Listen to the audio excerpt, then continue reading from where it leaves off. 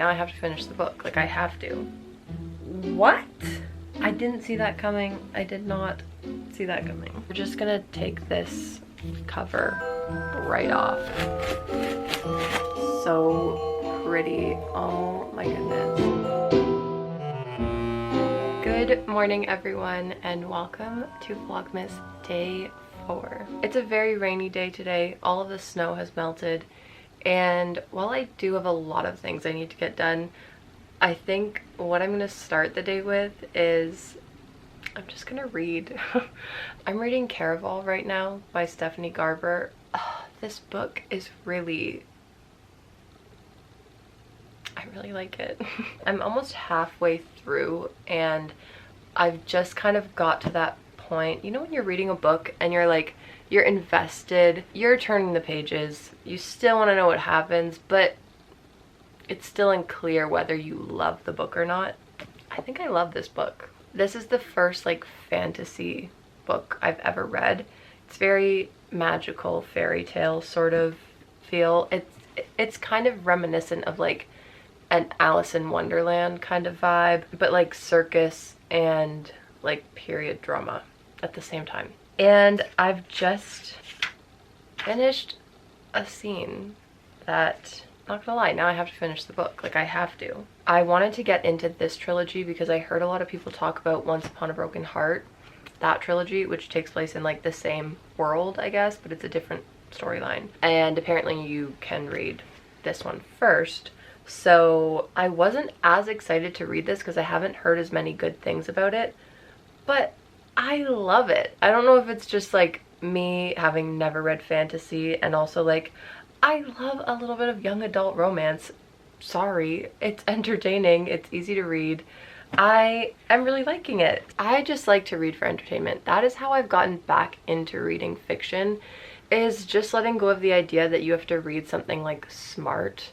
I'm not saying that this is like not smart writing. I do like that it's very, very, very descriptive. I am visualizing every little bit of this book as I'm reading it, and I find some other writing I don't necessarily do that with, but this one, it's even giving me like interior design inspiration. Like just the way that they describe Caraval, I am loving it. I'm eating it up. I was explaining this to my boyfriend the other day because we were at the bookstore, and I was like, I hate this part where I have to go into the young adult section or like the teen section because it's in the bookstore closest to me. It is in like a totally separate room. Like you have to very much purpose to go there, whereas a different location, it like lines the fiction section, so you're just kind of like browsing throughout all of the fiction, and it doesn't feel like you're like entering into the 14-year-old's space, you know?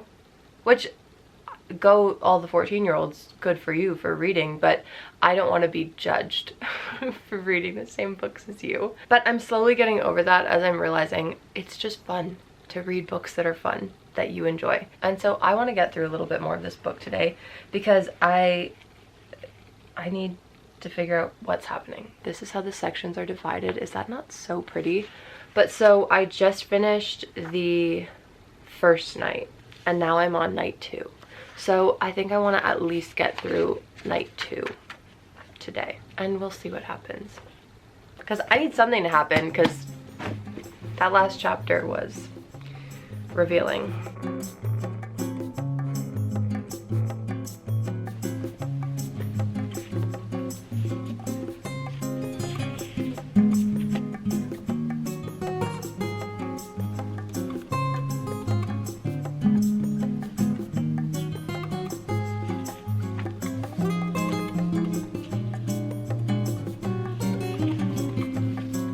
The other thing in terms of like descriptions that I love about this book as a seamstress is the descriptions of the dresses that she wears. Basically her dresses are like magical and shifting all the time. Like, just listen to this. This is giving me so many ideas for things that I want to make, and I want to go to a ball.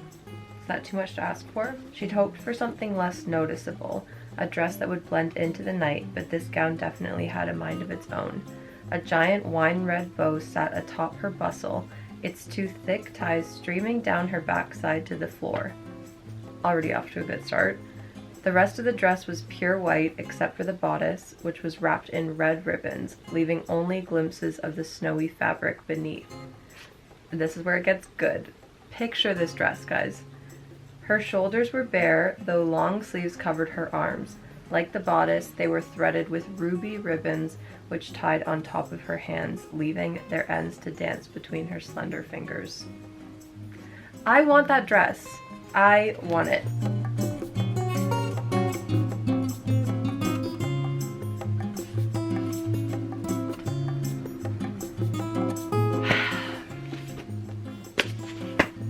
Wow. Wow. Apparently these books just get better with the second and third one, and then even more so with the, what the heck is it called? I have it. What is it called? Something Broken Heart. Once Upon a Broken Heart. That's what it's called. Yeah, even better with that series. So I need to get the second book tonight. All I have to say, chapter 20. Chapter 20. Something was revealed. Oh my god. Wait.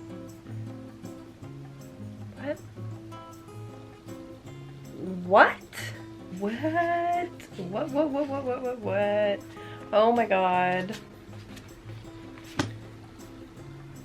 Wait, so I didn't see that coming. I did not see that coming. A hobby that I picked up a little while ago and I've just kind of put down for a couple months, but I'm ready to get back into, and I haven't talked about this at all on my channel yet, so I'm really excited, is bookbinding. If you love books and you also love paper and stationery, and every time you're in a paper aisle of a craft store you just can't pull yourself away and you find yourself wanting to buy loads of pieces of paper that you have absolutely no reason for, you need to get into bookbinding because this is the perfect hobby for you. I basically have been collecting books in this box that I might want to read but are too ugly. So these are mostly books that I've got from the thrift store. These classic covers that are always at Indigo, they're always like 3 for $10. But I hate them. They are so ugly. And so this is The Great Gatsby. I picked this one up at Value Village. I read this in high school, but I don't really remember anything about it, so I definitely want to give this a reread, but I want to cover it first. I also have Alice in Wonderland. That's another like classic that I want to read. I have a Shakespeare play. I have Othello here. I have a few Shakespeare plays and I just like, I'm not there mentally, okay? You were just listening to me talk about my love for the young adult fantasy romance that I'm reading, so like I'm not really on Shakespeare level right now. And then I also have 2 Sherlock Holmes books, which are also so ugly, but I don't want to cover any of these today.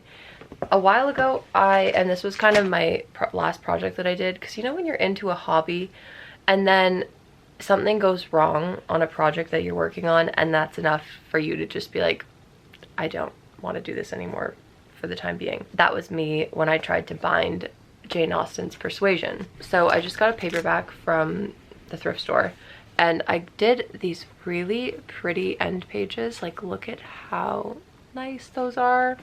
And they were supposed to go with this cover.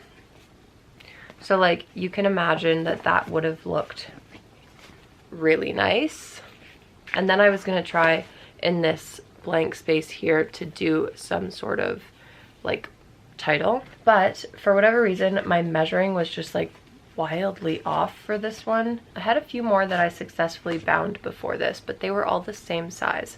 So I think maybe it's because I was working off one set of measurements that I did right, and then as soon as I tried to do a book with different measurements, I just flopped. But one of the books that I picked up at the thrift store that has the ugliest cover I have ever seen in my life, sorry to the people who did this, but it sucks, is Dash and Lily. Dash and Lily's Book of Dares. This series on Netflix I watch every year at Christmas time, but when I found this book at the thrift store a few months ago, I was like, oh, wait a second, I didn't even know these were based off of books. And so they did the horrible thing with this where after a show or movie comes out, they replace the cover with the show cover, which is just ugly. I don't want these people on my book cover.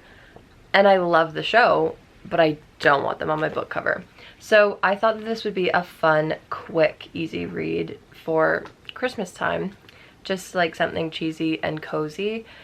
And I was looking through my bookbinding supplies this morning, and what do you know, this cover that I made for Persuasion actually fits this book perfectly. So what I think I'm going to do is make end pages for this and pop it in here so that when I'm reading this book, I don't have to look at this ugly cover. I can be looking at this instead. Join me for the most satisfying and just wrong feeling part of this entire process. Any, you know, book lovers who take not damaging books very seriously who are watching, you might want to skip ahead for this part because it's kind of painful. But we're just gonna take this cover right off.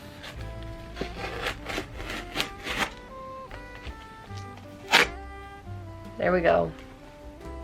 Perfect. It's looking better already. Are you kidding me? These are going straight in the trash. Oh, I just love the floppiness of a book without a cover. The next thing I do want to do, because I don't actually like reading from hardcovers, I love the look of them and I love the feel of them just like to hold, but the actual experience of reading, like I like something floppy loppy like this. And so the next thing I do want to learn is how to cover paperbacks nicely. Also, I'll leave down below 2 sources that I kind of got all my inspiration for this from.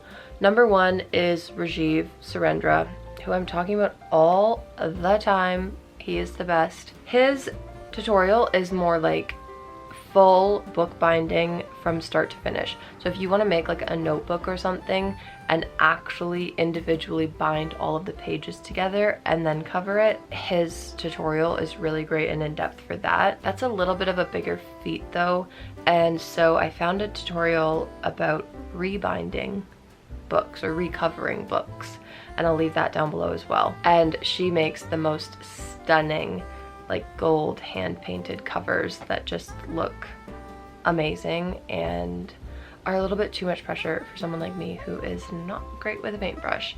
But yeah, between the 2 of those videos, I think you'll be able to get the gist of it. It's really easy and it's really fun. So I'm gonna find some end pages for this, something that's a little bit more Christmassy than what's on the outside, because that's like not that exciting. Because again, this was for Jane Austen, not for Dash and Lily. Okay, so since it's all about a red notebook, I think that the end pages need to be red. Oh, well, this is red. This is actually from a gift box, by the way. That's what I used for this. I don't have bookboard. Bookboard's kind of expensive, and so I just looked around for trash in my house. Did I ever find the perfect thing? This is wrapping paper that I used last year for Christmas. Look at how stunning that is. Oh my gosh. Okay, I think this is gonna make the absolute perfect end pages for this. And I was also really pleased to find out that I have so much of this paper saved from last year. A great tip for that, by the way, is to learn how to not wrap your presents with tape. And again, Rajiv has an amazing video about how to wrap presents well and beautifully without any tape or plastic at all. And the thing that makes that amazing and even more sustainable than just not even using plastic is that this beautiful, it has some folds in it obviously, but like it's a perfect rectangle of usable paper, and this was the wrapping for a present last year, and then I just folded it up nicely. These creases are just folds from me storing it. Like if that wasn't the case, you can see like these diagonals here that are really soft. That's the only marking that was on the paper from being wrapped. So if you rolled this up, there would be like even less wear on it, and you can reuse it because nobody's ripping the paper apart and crumpling it up because of the tape. So I would recommend that this holiday season. I will link that video down below.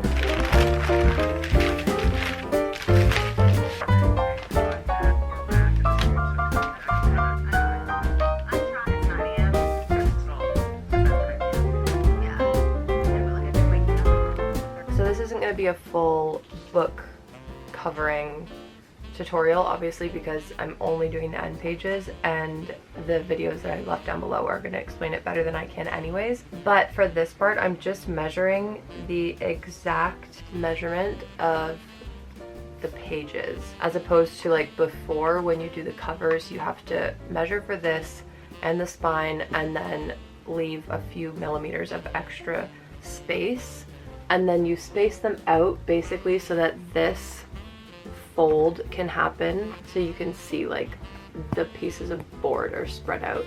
And that's why when you look at like a hardcover book, there's like this little ridge along the edge of the spine. Mine doesn't look as nice as like actual professionally bound books, obviously, but I think it has character. That's fine. I work with a piece of craft paper under this so that I don't get glue on my cutting mat, but also because I find it helpful to just have something right under where I'm working where I can write the measurements down right away and have them on the surface I'm working on so that I don't forget the measurements.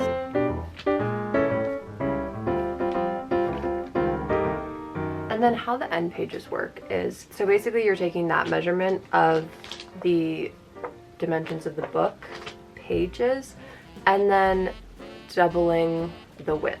So this is your book dimensions, and then your end pages that you're cutting is double the width of that, so that you fold one page in half, and then you do two of those, one for the front and one for the back. And you're gluing one half to the front of these pages, and then that other half of the folded piece is glued to the cover, but only on one side. So then your spine has nothing glued to it. That's why when you look at a hardcover laying flat this way, you can see a little bit of space there because the spine shouldn't actually be glued to anything. And in theory, you could put something down here to reinforce the spine. I think in the book recovering video, link down below, she goes through that, and that's why you can get like pretty cotton ribbons and stuff to put on the top of it, but I'm not doing that. The other fun thing about bookbinding is you get to work with a big old paintbrush that's very satisfying. And you can use a bone folder to spread the bubbles out of the paper, but I've actually found that this,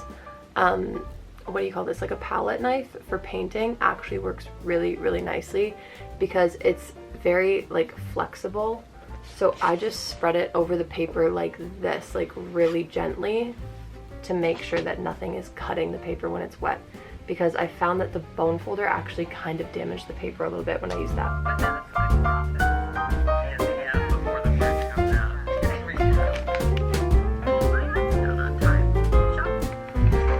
I went with a very professional method of tracing. I didn't measure it because, again, lazy, and this book is just for me, so it doesn't have to be exact.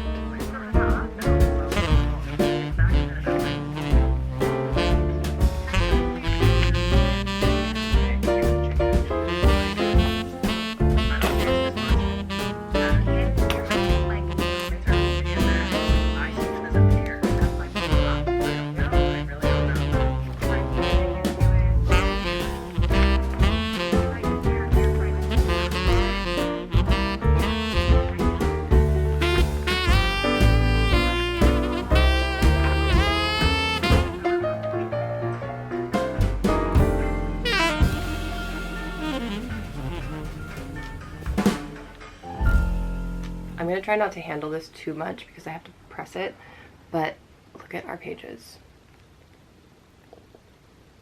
So pretty. Oh my goodness.